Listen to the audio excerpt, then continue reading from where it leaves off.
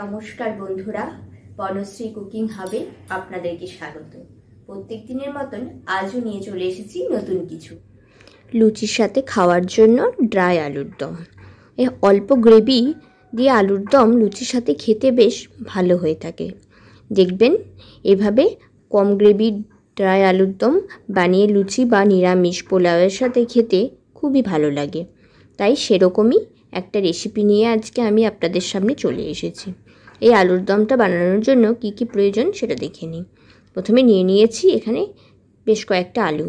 এগুলোকে আমি দুভাগ করে কেটে নিয়েছি। তার সাথে নিয়েছি টমেটো, আদা, লঙ্কা আর তার সাথে কিছু কাজু এবং কিশমিশ।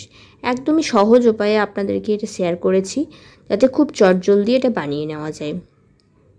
দেখুন, সমস্ত কাঁচা মশলাগুলোকে আমি মিক্সার গ্রাইন্ডার জারের মধ্যে দিয়ে একটা স্মুথ পেস্ট রেডি করে নিয়েছি।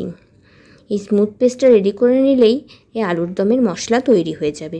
এবার ওই আলুগুলোকে, কেটে রাখা আলুগুলোকে আমি তেলের মধ্যে দিয়ে খুব সুন্দরভাবে ভেজে নিতে হবে যাতে ভেতর থেকে একদম সিদ্ধ হয়ে যায়। দেখুন, আর তার সাথে দিয়ে দিতে হবে সামান্য একটু হলুদ গুঁড়ো আর লঙ্কা গুঁড়ো যাতে আলুগুলোর মধ্যে একটা সুন্দর কালার আসে। আর ওই তেলের মধ্যেই আমি তারপর দিয়ে দেব দুটো তেজপাতা আর একটু জিরে ফোড়ন। তেজপাতা এবং জিরে ফোড়নটা একটু নাড়াচাড়া করে নিয়ে ওই তেলেই, যাতে আলুর দমের রঙটা খুবই সুন্দর আসে, তাই একটু তেলের মধ্যেই হলুদ গুঁড়ো আর লাল লঙ্কার গুঁড়ো দিয়ে মিশিয়ে নিয়েছি। অবশ্যই হলুদ গুঁড়ো লাল লঙ্কার গুঁড়োটা যখন তেলের মধ্যে দেবেন তখন গ্যাসের ফ্লেমটা কম করে রাখবেন, তাহলে এটা জ্বলে যাবে না। আর এরপর ওই বেটে রাখা মশলাটা এর সাথে দিয়ে সুন্দরভাবে এটাকে কষিয়ে নিতে হবে। এটা যতক্ষণ না তেল ছেড়ে আসছে ততক্ষণ এটাকে কষিয়ে যেতে হবে। সামান্য একটু প্রয়োজনে জল ব্যবহার করেছি আমি।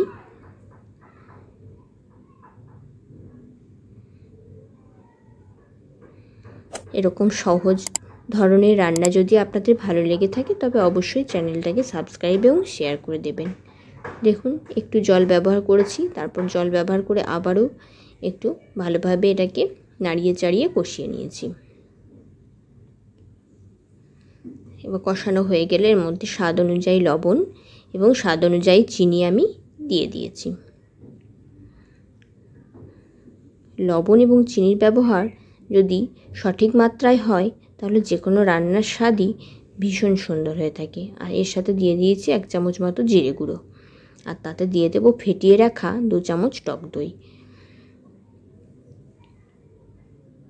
দেখুন, ফেটিয়ে রাখা টক দইটা অবশ্যই যখন দেবেন তখন গ্যাসের ফ্লেমটা আবারও কমে রাখতে হবে, নইলে এটা ফেটে যেতে পারে। তাই গ্যাসের ফ্লেমটা কম রেখে টক দইটাকে খুব সুন্দরভাবে গ্রেভির সাথে মিশিয়ে নিয়েছি। এরপরে ওই ভেজে রাখা আলুগুলো এর সাথে দিয়ে ভালোভাবে কষিয়ে নেব।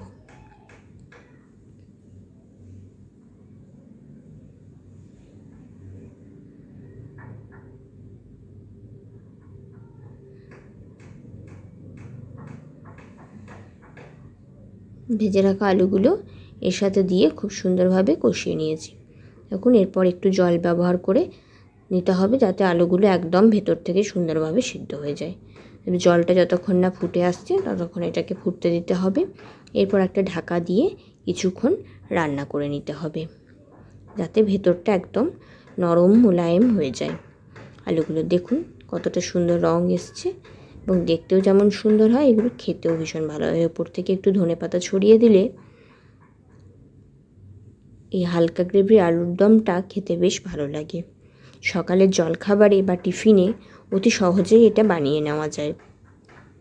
আলুর দম সাধারণত সকলেরই পছন্দের খাবার। নিরামিষের দিনে কি বানাবো ভেবে না পেলে এভাবেই একবার আলুর দম বানিয়ে দেখার অনুরোধ রইল। নমস্কার বন্ধুরা।